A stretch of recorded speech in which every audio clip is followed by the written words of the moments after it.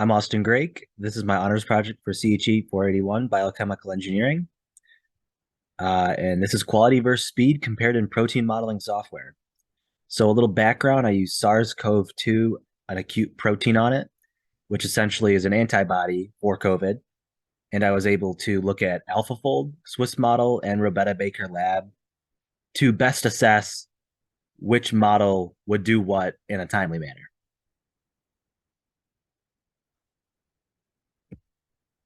So starting with the Robetta Baker Lab, here you can see in this figure that it provides an error estimate, 5 different models, the sequence, and just the overall structure prediction with a confidence. So to start, the confidence was 0.87, which was the highest out of the 3 models. And it provided the highest quality model because it gave 5 models, however, they were all downloadable as a .pdb file.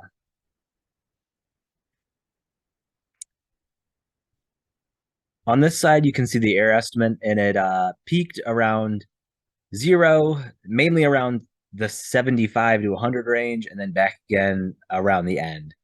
And that's fairly common for each model, as you'll see.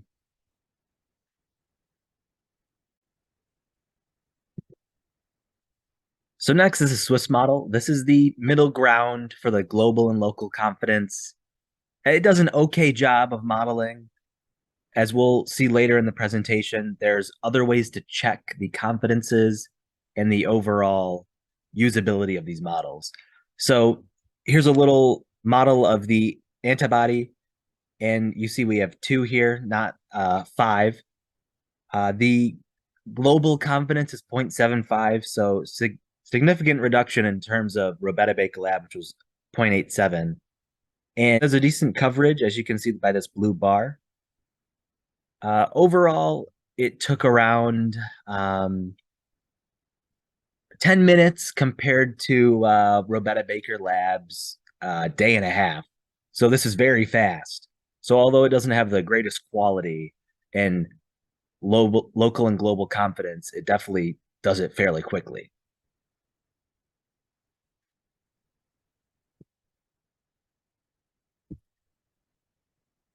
So now we look at AlphaFold. This was the lowest confidence model, which was somewhat surprising as it ran longer than Swiss model. But although it does have a lower confidence, it does have some advantages, especially when we start comparing it to the other models and its placement. And I think one of the greater disadvantages to it is that it's fairly simple in terms of modeling. This is the model 1. So there's 5 models, and this was the model 1 is usually the best one. So this is the one that I displayed here. It's really simple. It gives you an idea of how it's coiled. Not 3-dimensional at all until you load it into Pymol. And I'll show some of the advantages to using AlphaFold here in the next slide. So it does provide a really nice coverage graph. The confidence was around, like I said, it was lower. It was around 0.74, which was lower than both Swiss model and Baker Lab. However, it presents a very nice coverage graph. As we see, the coverage is fairly consistent up until the end, like we saw in Swiss model and Baker Lab. However, it does provide an IDDT, which is the relative distance between the sequences. So you can actually see, obviously, the model that I showed previously, that was rank 1, and you see it actually has the lowest amount of dips. It follows the same trend, however, right near the large error estimate on Baker Lab's predictions, that's where it's the highest compared to the other models. So obviously we can look at that and see how it compares. So AlphaFold took around triple the time of Swiss model. However, it does provide these nice graphs. It comes in a .zip file, so you do have to download it and then mess around with it, unlike the others, which are strictly modeled in the website, and then you can just download the .pdb. So looking at Pymol, this is what we really want to look at, looking at how the proteins compare to each other, how the models compare.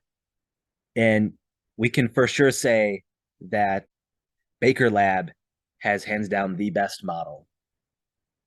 There are some advantages to AlphaFold, but looking at Pymol, what we can do is we can download these .pdb files, upload them all into Pymol, and then use the super function, such as shown in this figure, and superimpose the proteins to see how similar they are.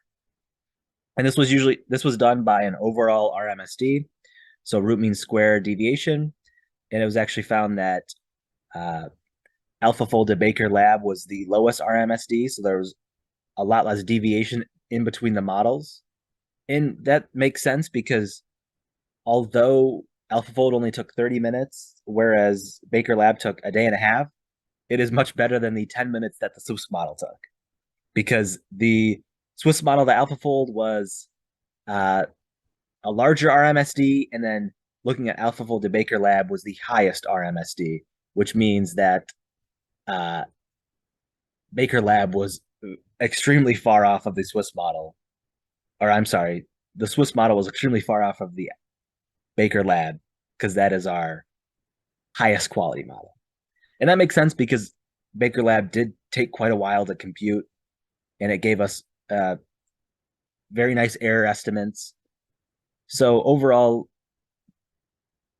when looking at something like the SARS-CoV-2 antibody, it would probably be best to use Baker Lab because we want to get the most accurate idea of what this should look like, especially if they're doing research on it, vaccination stuff with it. Much rather trust a model that took a day and a half and has better error estimates.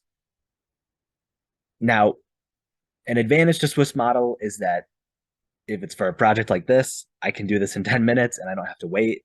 Or I can do, if I'm looking to superimpose a lot of different um, molecules together, Swiss model is really fast, so I can do it all at once, whereas you're put in a queue for Baker Lab.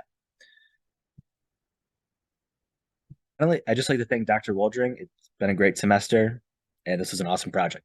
Thank you.